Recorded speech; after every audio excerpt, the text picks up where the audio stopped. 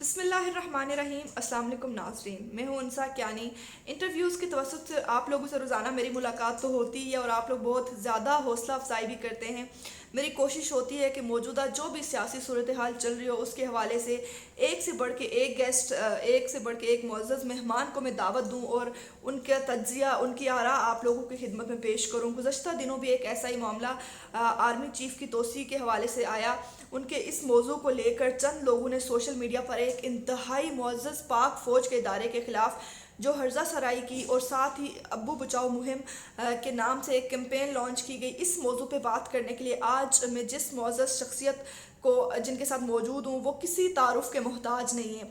جی ہاں، سابق D G I S I general Hamid Gul مرحوم کے فرزند عبداللہ گل صاحب آج میرے ساتھ موجود ہیں. اور ظاہر ہے جنرل حمید گل مرحوم کا میں کیا تعارف کراؤں، پوری دنیا ہی ان کے نام سے واقف ہے اور پوری دنیا ان کا نام سن کر آج بھی ان کی خدمات اور صلاحیتوں کی معترف ہے. اور ناظرین، اس سے پہلے کہ میں آگے انٹرویو کی طرف بڑھوں، میں چاہتی ہوں آپ تمام لوگ اگر میرے گیسٹ کے تجزیوں کو پسند کرتے ہیں تو ہمارے اس چینل کو سبسکرائب کرنا ہرگز مت بھولیں. لائک اور کمنٹ، اور خاص طور پہ کمنٹ کر کے آپ لوگ ہمیں ضرور اپنی آراء سے آگاہ کیجیے کہ آپ کو ہمارے یہ پروگرامز کیسے لگ رہے ہیں. شکریہ. بسم اللہ الرحمن الرحیم. السلام علیکم ناظرین. میں ہوں انسا کیانی اور سر میرے ساتھ موجود ہیں محمد عبداللہ گل، جنرل حمید گل صاحب کے بیٹے. سر بہت شکریہ آپ کے ٹائم کا. ایک اور چیز جو کہ میں ضروری سمجھتی ہوں آپ کا تعارف کرانے کے لیے، تحریک جوانان پاکستان اور کشمیر کے سربراہ بھی ہیں. سر بلاول زرداری نے پاکستانی ڈاکٹروں پہ عدم اعتماد کا اظہار کیا ہے. یہ بہت ایک ان کا بڑا بیان ہے جس کو ہمارا میڈیا بھی ایون کور نہیں کر رہا.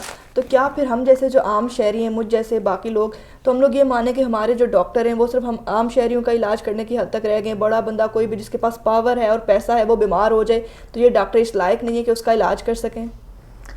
دیکھیں، میں تو باقی نہیں جانتا. میرے والدہ اللہ ان کو غریق رحمت فرمائے 19 اکتوبر 2019 کو اللہ تعالیٰ کو پیاری ہوئیں. اور میرے والد حالانکہ اس ٹائم پہ فوج کے اندر تھے، سرو کر رہے تھے اور جنرل آفیسر تھے، بڑے طاقتور جنرل آفیسر تھے. اور اس زمانے میں صدر پاکستان نے ان کو کہا، کینسر ہو گیا ان کو، تو کہا کہ آپ ان کو باہر لے جائیں علاج کے لیے. میرے والد صاحب نے کہا کہ اگر اللہ نے زندگی دینی ہوئی تو پاکستان میں بھی دے دے گا. نہیں باہر لے کے گئے، پیسے ملے تھے، پیسے واپس کیے، جی ایچ کیو کو واپس پیسے کر دیے، حکومت پاکستان کو واپس کر دیے، اور کہا کہ میری والدہ کا علاج پاکستان میں ہی ہوگا. اور الحمدللہ وہ اس کے 33 سال کے بعد جو ہے مختلف وقت میں کینسر ہوتا رہا ان کو، لیکن وہ ٹھیک ہوئیں، روبے صحت ہوئیں. اللہ تعالیٰ کا شکر ہے اس پاکستان کے ڈاکٹروں پہ، کم از کم. باقیوں کا تو مجھے نہیں پتا، مجھے پورا اعتبار ہے الحمدللہ. اور عام عوام کا کیا مطلب ہے؟ جمہور کے اندر، جمہوریت میں جمہور سب سے طاقتور ہوتے ہیں. آپ ان کو عام کیوں بناتے ہیں؟ میں آپ کی بات ہی نہیں کر رہا، میں تو آپ تو خود اسی کیٹیگری میں، آپ اور میں تو ہم اسی کیٹیگری میں فال کرتے ہیں. لیکن جو ہمارے حکمران ہیں، کیا ان کو پتہ نہیں ہے کہ یہ عام نہیں ہے، یہ تو خاص ہیں؟ ابھی 2 دن قبل جو ہے وہ ووٹ کے حوالے سے جو ہے بڑا قومی دن منایا گیا. تو ایک دن جس دن ووٹ لینے جاتے ہیں اس دن یاد رکھتے ہیں قوم کو، اور اس کے بعد پھر وہ بھول کے اس ووٹر کو یاد ہی نہیں رکھتے. تو پاکستان کے اندر ہر قسم کا علاج موجود ہے. یہ جو 22 کروڑ عوام بیٹھی ہے تو کیا ان کا علاج پاکستان میں نہیں ہو رہا؟ بہترین پارٹ ہے جمہوریت کا کہ اس میں اپنی کرسی بچانے کے لیے ہم اس حد تک چلے جاتے ہیں کہ ہم ہر قسم کی خطاؤں کو جو ہے وہ معاف کرنا چاہتے ہیں، ہر قسم کے ہم جو ہے وہ انڈر دا ٹیبل جو ہے معاملات سیٹل کرنا چاہتے ہیں. ایسے نہیں چلے گا.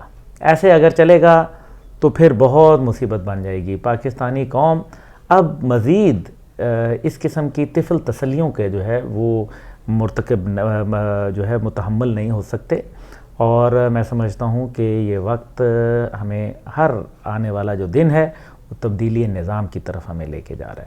سر اگر آصف علی زرداری کہ جی آرمی چیف، کیونکہ آرمی یہ ایک تاثر پایا جاتا ہے لوگوں میں اپنی بات نہیں کر رہا، کہ جی فوج کی مدد سے جو ہے وہ موجودہ حکومت آئی ہے. بالکل ایسے تو فوج کی مدد سے کون سی حکومت تھی جو ماضی میں نہیں آئی تھی؟ وہ بتا دیں مجھے. کسی کو شک نہیں ہونا چاہیے، یہ بالکل ذہن سے کلیئر کر لیں.